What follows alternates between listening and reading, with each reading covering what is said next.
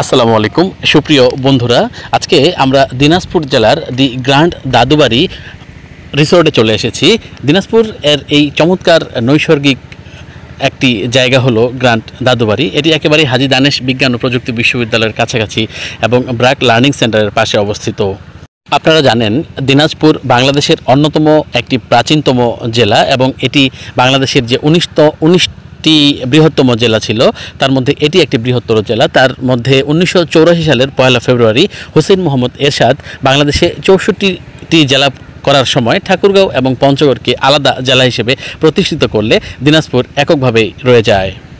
দিনাজপুর জেলায় প্রচুর শস্য উৎপাদিত হয় বলে একে বাংলাদেশের শস্য ভাণ্ডার বলা হয়। এখানকার লিচু, চালের মধ্যে কাটারি ভোগ চাল সারা বাংলাদেশেই খুবই বিখ্যাত।